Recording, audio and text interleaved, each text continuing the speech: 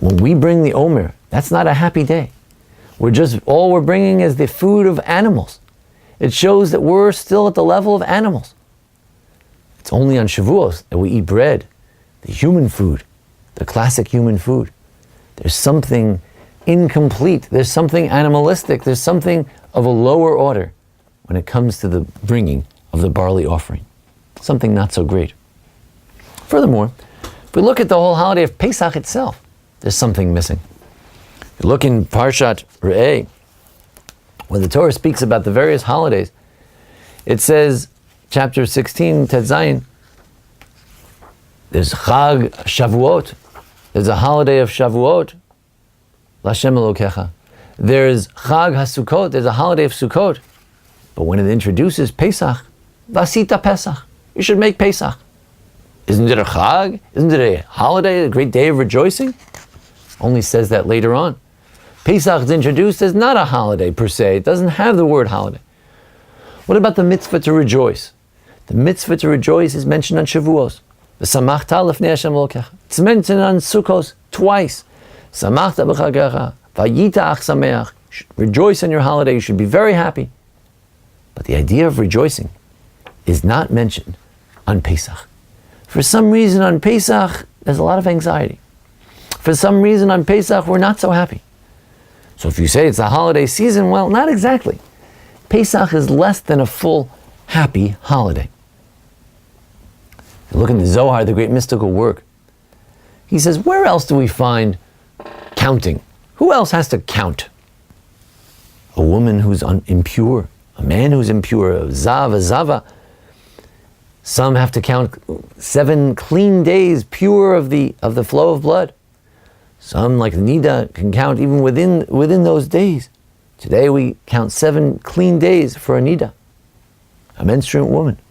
In order to receive purity, we need 7 days of counting.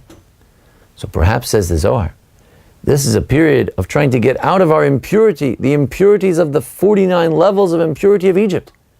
We're trying to get out of that and reach a period of purity.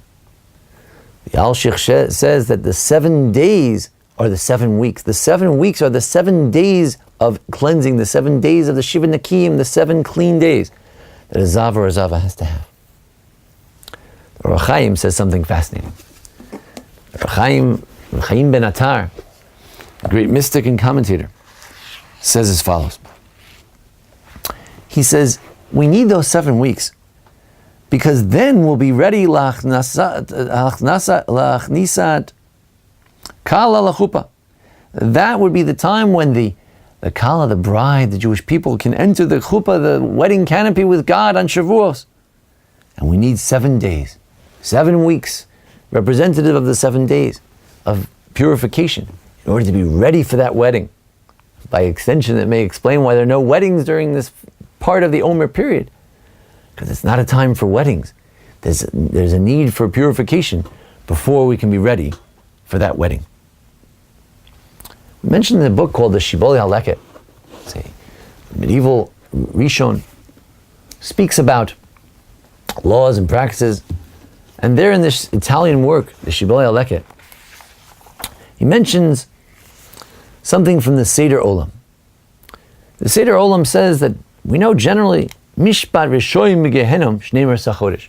Generally, you say, how much time does a Jew have to suffer if a Jew sin after life? Well, Shnei Mersa Chodesh. If you're really wicked, 12 months of purgatory are in order.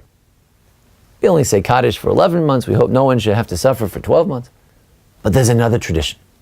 The other tradition is that you know when purgatory is, it has a time. Mi Pesach ad Atzeres. From Pesach till Shavuos, that's the time for judgment. That's the time of the Jewish hell, the purgatory, the Gehenna, is between Pesach and Shavuos. From a very deep mystical point of view, this time was ordained to be a period of judgment, a period of punishment. If there were crusaders, if Rabbi Akiva's students died, it's because this time was destined for judgment, even up in the heavens, even in Gehenna. This is a special and very difficult and trying period. Now the Sforno also adds another element as to why this period is not exactly a holiday season. And he explains as follows. Sforno says that this time of year, how does a Jew feel? Well, in the olden days, you have your barley harvest, you're working away, getting the harvest ready, and then you're hoping you'll have a wheat harvest. Without a wheat harvest, people could starve. You need to make bread out of wheat. So therefore, on Pesach, you're very concerned. On Pesach, you're very worried. It's a tefillah yom yom, it's a daily prayer. I hope the wheat harvest will be successful. I hope the wheat harvest will be successful. I hope that just as we reached the great barley harvest, and it was wonderful, and we thank God for it, and that's the waving of the Omer. But the Omer has within it a prayer for a good a wheat harvest. And then on Shavuos, only then we can rejoice. The Chag HaKatzir, the holiday of reaping on Shavuos, Ahodah, Al Tuv HaKatzir. Then we can thank God. Then we can relax for the wonderful harvest, the wheat harvest that we've been granted.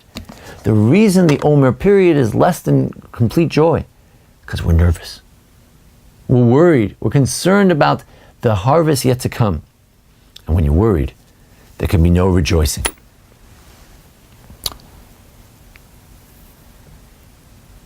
So is this a sad time or a happy time? Well, it should be a time of kavod HaTorah, where we honor the Torah. We're getting ready with anticipation to receive the Torah, as the Sefer HaChinuch said.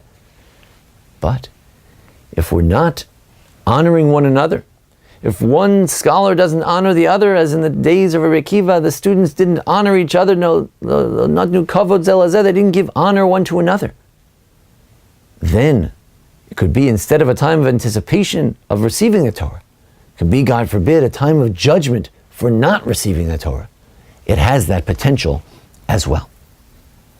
The Rebbe of Slonim, in his famous work, the Sivo Shalom, has an interesting theory which is based on earlier Hasidic writings.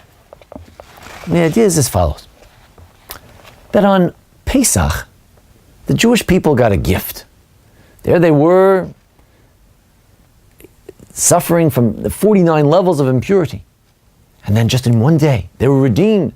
They had visions of God, and as He showed Himself, as they had the exodus from Egypt. Visions of God as they left, they saw the splitting of the seas, Zekeli Van Veyu, they could practically point to God at the period of the Exodus.